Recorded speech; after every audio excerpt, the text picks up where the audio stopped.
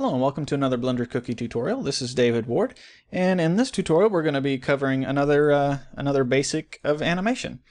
So we don't need any of these default scene elements, so I'm just going to go ahead and A and then delete and OK.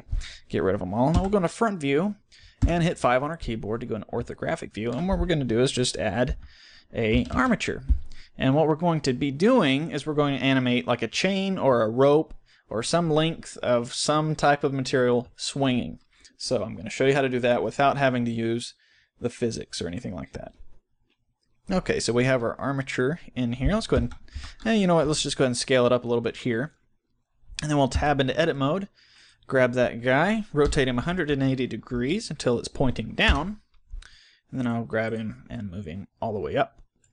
And then grab the tip, extrude down on the Z-axis, almost all the way to the red line, which would be the ground plane. And I'll go ahead and select him now and W, subdivide, and 2 cuts will be fine. Okay, now we'll tab out, go into pose mode there, and we're ready to start animating. So let's turn on the automatic keyframe insertion right there.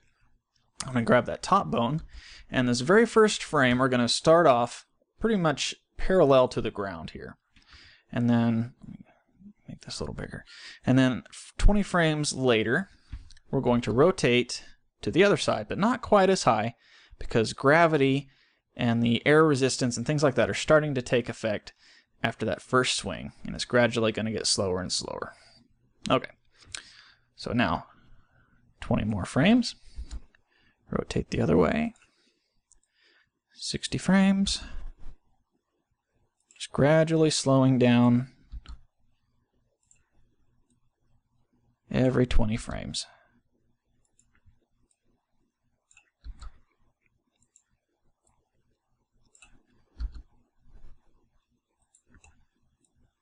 Almost there.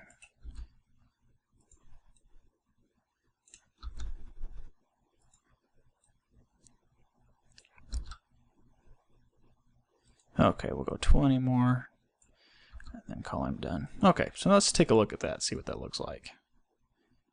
Okay, not bad.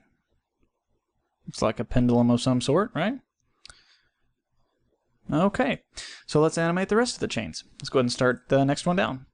And let's go ahead and insert a keyframe there. Now we're only going to be animating on the rotation frame, but I like to go ahead and put it on location and scale also. So I got the rot scale, location rotation scale. So I'll go ahead and insert a keyframe there. And since this is kind of a secondary bone, it's going to be moving a little bit more than this main bone. This main bone's kind of just back and forth, but this one's kind of, you know, kind of getting the shock wave down the length. So instead of every 20 frames, he's going to be moving every 10. So let's move 10 frames up. And the wind's catching him, dragging him back. We'll go to frame 20, and he's going to start to straighten out now. And then frame 30, he's going to be going back the other way. Frame 40, starting to straighten out. Frame 50, wind's catching him. Straighten out, and so on and so forth.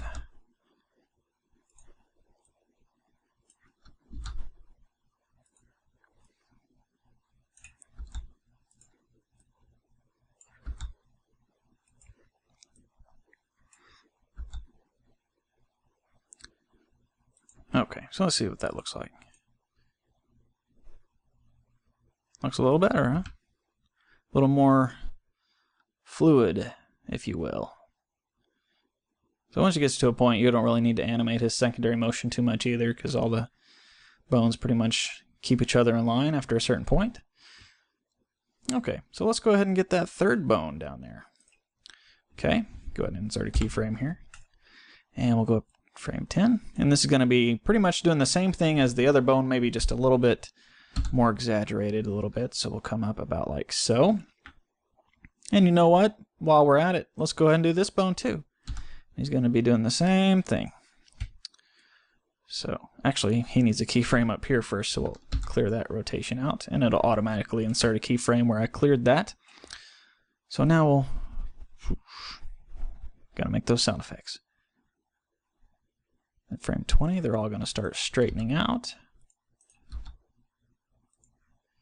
And frame 30, I'm going to go ahead and start swinging back the other way. 40, straightening out.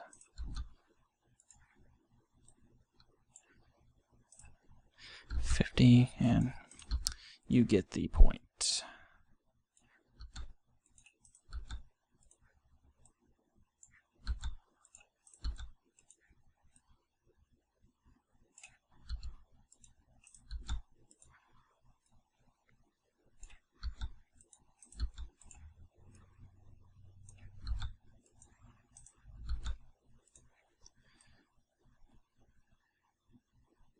Okay, let's see what that looks like.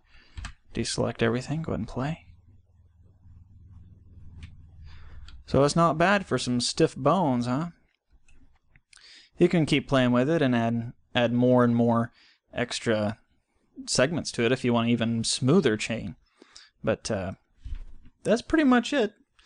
Hope you enjoyed this, hope you learned something. So I think it looks pretty nice. Just another basic animation tip. So thanks for watching, and I'll see you next time.